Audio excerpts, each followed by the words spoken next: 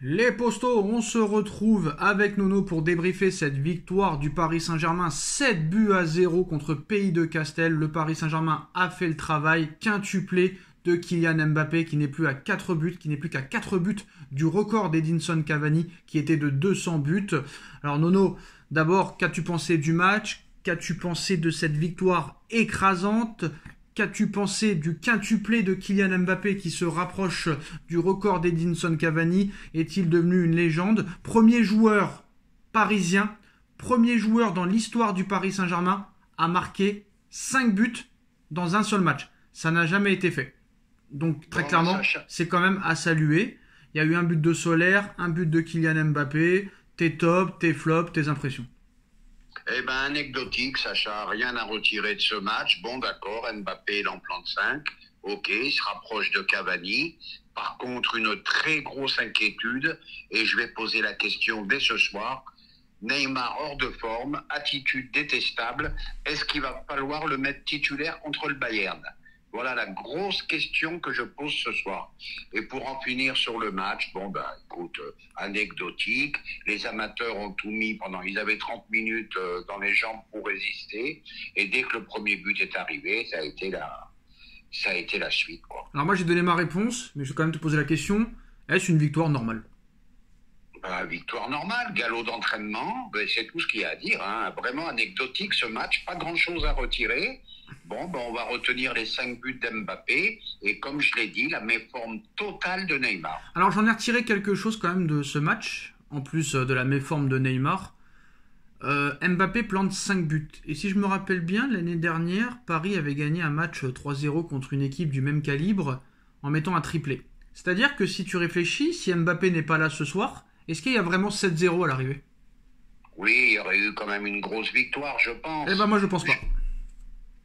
Bon, bah écoute, hein, dis-moi qui aurait marqué les buts. Dis-moi qui aurait marqué les buts. Dis-moi qui court autant. Dis-moi qui frappe autant. Dis-moi qui est aussi lucide quand lui n'est pas là. Très clairement. Tu penses vraiment que le PSG aurait gagné? Tu penses vraiment que le PSG aurait gagné 7-0 si Mbappé n'était pas là ce soir? Qui c'est qui aurait marqué les buts? Non mais explique-moi.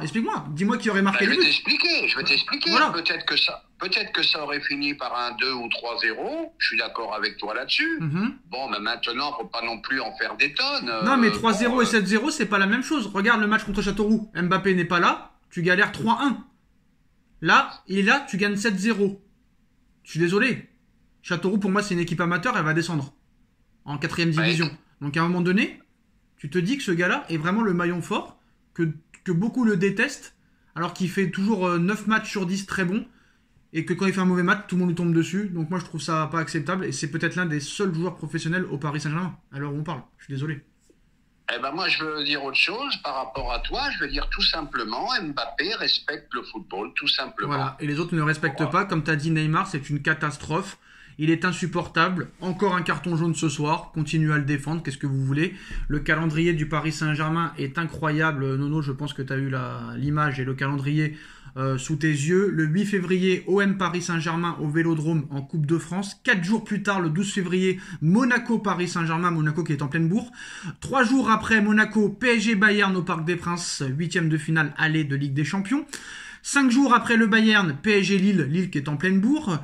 Une semaine après le PSG Lille, retour encore une fois au Vélodrome, pour cette fois la Ligue 1, encore un OM Paris Saint-Germain, pour après aller 10 jours plus tard encore au Bayern. Alors là, très clairement, Nono, on peut potentiellement vivre le meilleur comme le pire mois de l'histoire du club, et moi je suis très inquiet parce que je vois les 20 premières minutes déjà ce soir. Quand tu vois que Pays de Castel domine, te fait des relances, alors qu'à l'époque ils te font des relances à la Marco Verratti. On aurait cru que les 20 premières minutes, les jaunes c'était le PSG et les blancs Pays de Castel, mais non, c'était bien le PSG les jaunes. Nuno Mendes a fait un bien fou, mais je suis quand même inquiet, je suis désolé. Puis là, le calendrier de fou. Es-tu inquiet, Nuno? Ah ben plus qu'inquiet, là c'est un calendrier vraiment incroyable. Alors ça va être très simple, hein.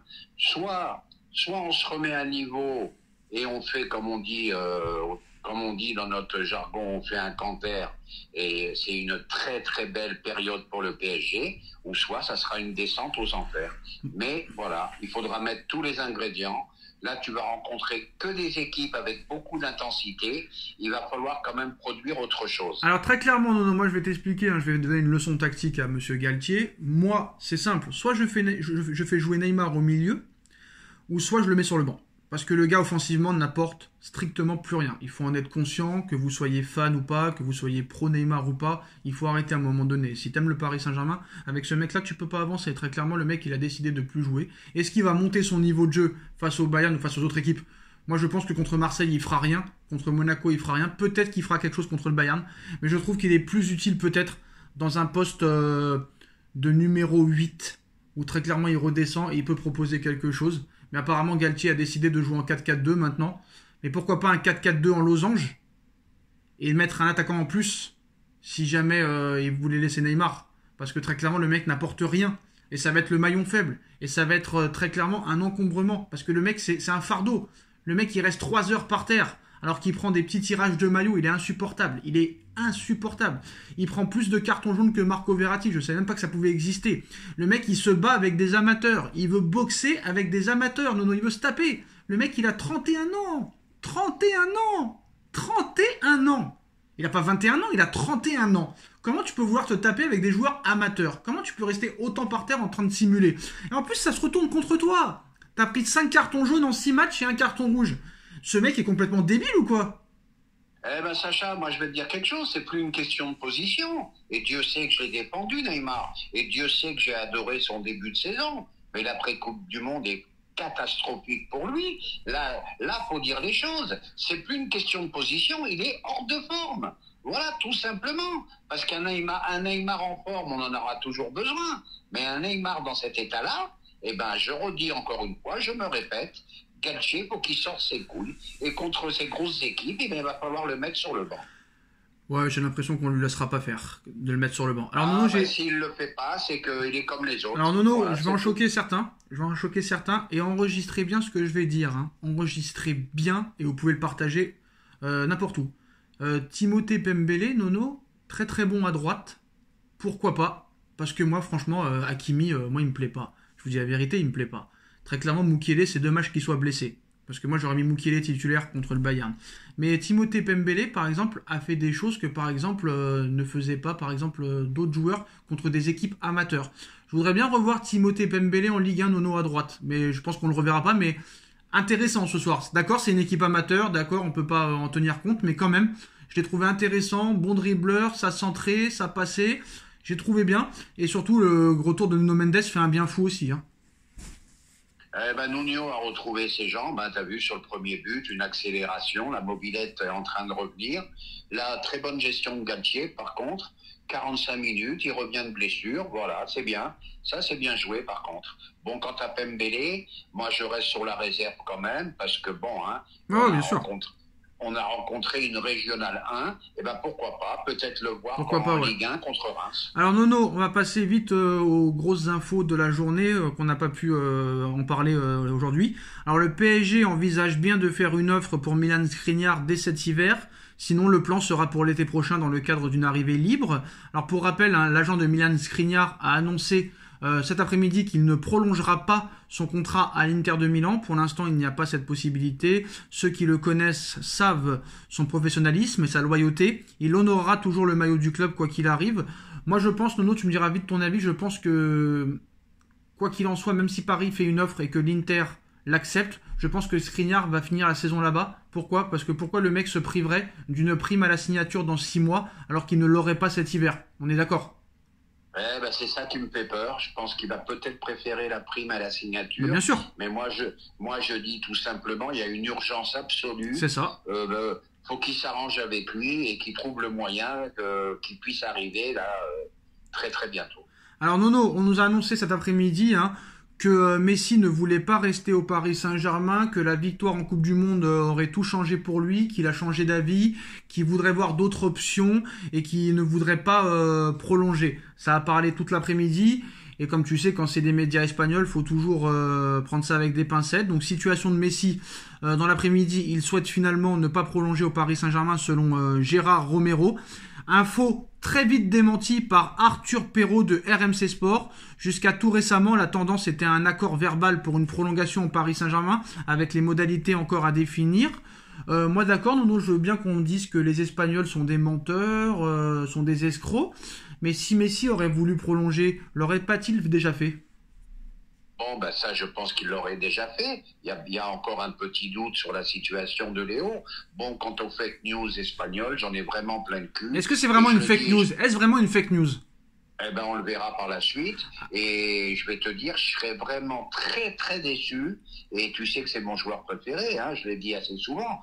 Mais s'il devait retourner après s'être fait jeter comme une merde au Barça, c'est que là, je ne crois plus en personne. Bah, je pense que s'il part du PSG cet été, c'est pour retourner au Barça. Je pense pas qu'il ira en Arabie Saoudite encore, hein. Pas tout de suite. Ah bah alors, si c'est pour aller au Barça, malgré l'admiration que j'ai pour lui, je serais extrêmement déçu. Moi, je pense pas parce qu'ils n'ont pas les moyens de lui donner ce salaire. Ce sera soit la MLS, l'Arabie Saoudite, ou soit il restera au Paris Saint-Germain. Alors, quoi qu'il en soit, il paraît que le clan Messi, excusez-moi, le clan Messi aurait dit que c'est une chose de déstabilisation, une technique de déstabilisation du Barça, peut-être, pour faire croire que Messi va revenir à ses supporters. Voilà. Ah, c'est fort possible. Voilà. Fort possible. Alors, Galtier qui vient de réagir à Beansport sur le mercato, sur Mbappé, sur le calendrier démentiel du Paris Saint-Germain. On va voir ça ensemble. Kylian, c'est un buteur. Il est obsédé par le but et l'attaque. Il est dans ses standards. Il était important pour lui et pour Neymar de faire la totalité du match.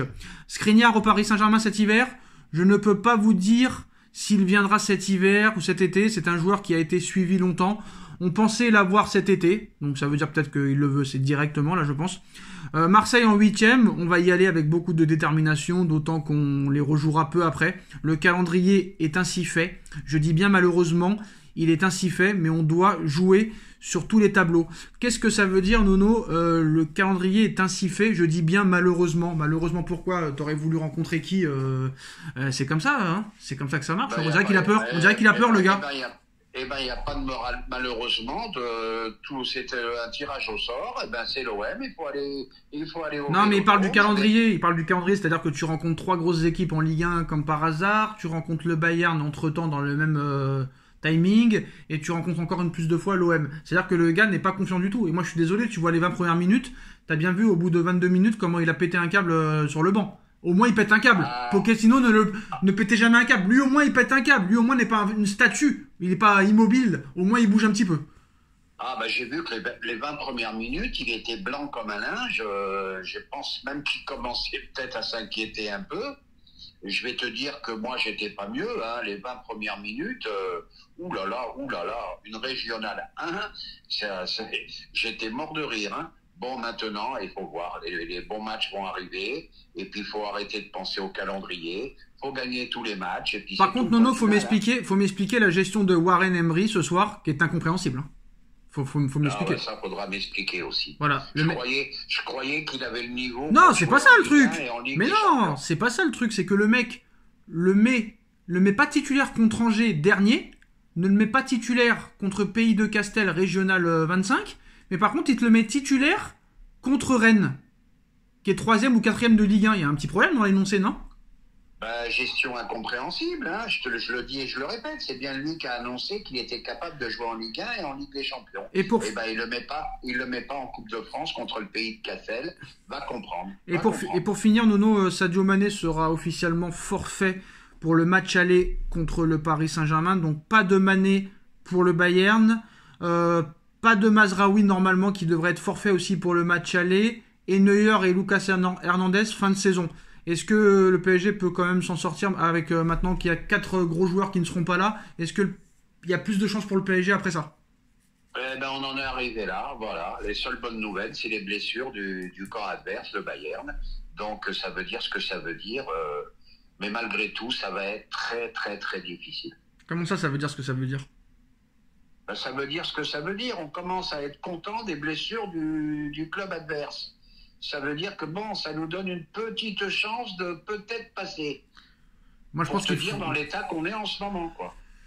Bah, le problème, c'est que là, tu es très dépendant d'Mbappé, qu'il va te falloir un Messi niveau Coupe du Monde, et qu'il va falloir un Neymar qui se bouge le cul, un milieu de terrain qui retrouve ses performances du début de saison, et une défense qui est inexistante, qui va devoir être retrouvée. Donc voilà, ça va être compliqué. Voilà les postos, c'est la fin de cette vidéo. Dites-moi en commentaire ce que vous en pensez. On like, on partage, on commente, on s'abonne, et on se retrouve très vite pour une nouvelle vidéo. Merci Nono, merci à tous. Tchuss. Merci. Tchuss.